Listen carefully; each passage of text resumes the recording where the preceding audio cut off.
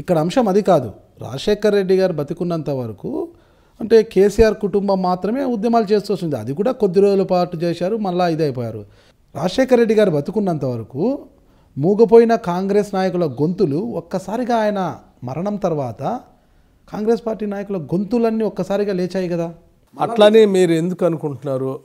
ఒక రకంగా మీరు నెగిటివ్ ఆలోచనలో ఉన్నారు. అది కరెక్ట్ కాదు. రాజశేఖర రెడ్డి గారు ఉంటే ఎట్లా ఉండేదని అంటే there is no answer for ifs and buts in politics.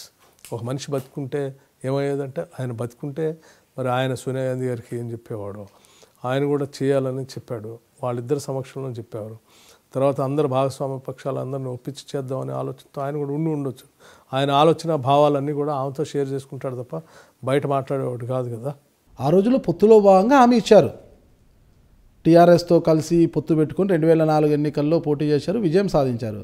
అయితే అన్ని పార్టీల ఏకాభిప్రాయాన్ని తీసుకొని సరైన సమయంలో సరైన నిర్ణయం తీసుకుంటామని చెప్పారు కదా. మరి 2009లో పొత్తు లేదు కదా.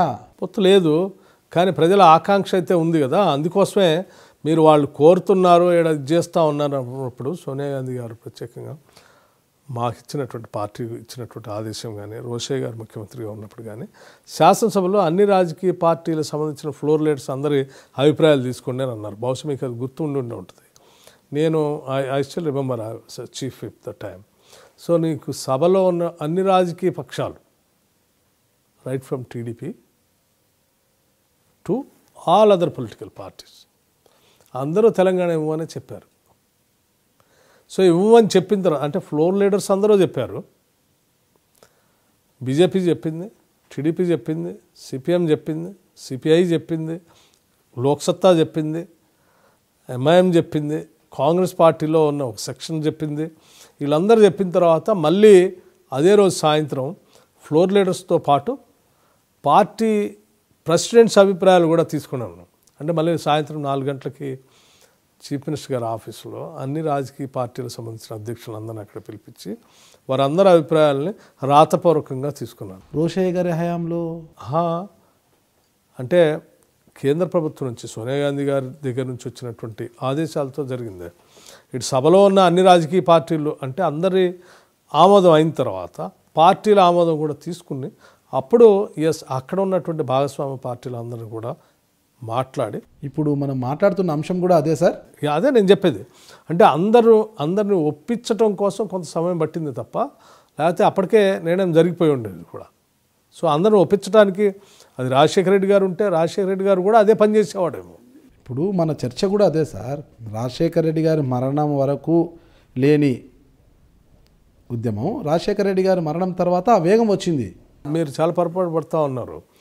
రాజశేఖర రెడ్డి గారు కాలం చేసిన తర్వాత ఎప్పుడో 2009లో ఇది జరిగింది. ఎప్పుడో 2013.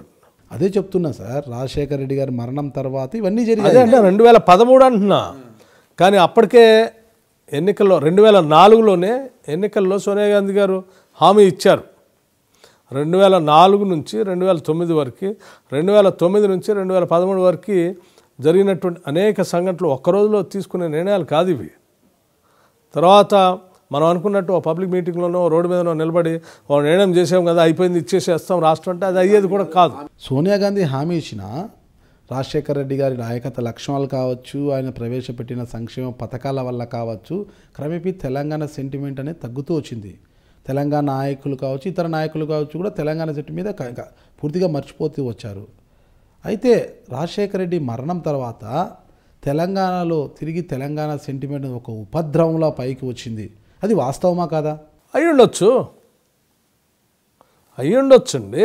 అంటే నీకు ఒక మూమెంట్ ఒక్కొక్క సందర్భంలో ఒక్కొక్క రకంగా లేస్తా ఉంటాను. కారణం ఏమిటి అని నేను అడిగాను. నేను అదే చెప్తా ఉన్నాను కదా. కారణాలు ఆల్రెడీ కాంగ్రెస్ నాయకత్వం ఇస్తామని చెప్పినటువంటి మాట, ఆ తర్వాత రోజువారీ జరుగుతున్నటువంటి చర్చలు, ఆ తర్వాత ఈ రాష్ట్రంలో ఉన్నటువంటి సమూహాల ద్వారా వస్తున్నటువంటి వ్యవస్థల ద్వారా ఏర్పడుతున్నటువంటి డిమాండ్స్, ఇవన్నీ రోజు రోజు పెరుగుతూ వచ్చాయి. కాబట్టి ఈ మధ్యలో ఉన్నటువంటి నాయకులు అందరితో మాట్లాడుకుంటూ చేసుకుంటూ రావడానికి అంత టైం పట్టింది. రాజశేఖర రెడ్డి గారు అయిన తర్వాత ఇంకా స్పీడ్ పెరిగిందంటే స్పీడ్ పెరిగి ఉండొచ్చు. రాజశేఖర రెడ్డి గారు తర్వాత స్పీడ్ పెరిగిందంటే ఆ తర్వాత లేదు అట్లా కాదు. ఒక్కసారి చేయాలని నిర్ణయం తీసుకున్న తర్వాత ప్రక్రియ వేగవంతం అవుతుంది. ప్రక్రియ వేగవంతం అయింది. ఆ వేగవంతం చూసి ఆ ప్రక్రియను చూసి ఆయన పోయిన తర్వాతనే అయిందని అనుకుంటే అది పొరపాటు. ఎందుకంటే ఆ ప్రక్రియ మొత్తంలో కూడా నేను భాగస్వామిగా ఉన్నాను.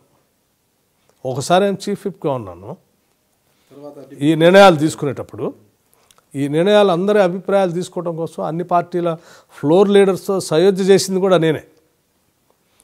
యాజ్ చీఫ్ విప్ అందరు ఫ్లోర్ లీడర్స్ అన్ని రూములకి వెళ్ళి మాట్లాడొచ్చినని కూడా నేను. అప్పుడేమో లోపల ఉండి అందరి దగ్గరికి వెళ్ళి మాట్లాడాను. మళ్ళీ ఆ బిల్లు వచ్చే వరకల్లా నేను ఆ చైర్ మీదకి వెళ్ళాను, ఆ డిప్యూటీ స్పీకర్. సో అప్పుడు డిప్యూటీ స్పీకర్గా ఆ బిల్లుని సభలో ప్రవేశపెట్టడానికి ఇబ్బంది అవుతుందని అందరూ ఊహిస్తున్నటువంటి పరిస్థితిలో నేను చైర్లో ఉండి ఆ బిల్లును అక్కడ ప్రవేశపెట్టడమే కాకుండా అప్పుడు అక్కడ ఉన్నటువంటి legislative affairs minister Sridhar Babu గారు ఆయన బిల్ రైజ్ చేయటం, దాన్ని నేను చర్చకి వెళ్ళటం, తర్వాత ఆ చర్చలో చంద్రబాబు నాయుడు గారిని చర్చలో మాట్లాడిందని చెప్పటం, అంటే అది హౌస్లో ఇంట్రడ్యూస్ చేసినట్టుగా అయిపోయింది. అంటే ఒక బిల్లు చట్టం చేయడానికి కావాల్సిన ప్రక్రియని సభలో ప్రక్రియ పూర్తి చేశాం. నేను Mallu Bhatti Vikramarka, Telangana Pradesh Congress committee working president.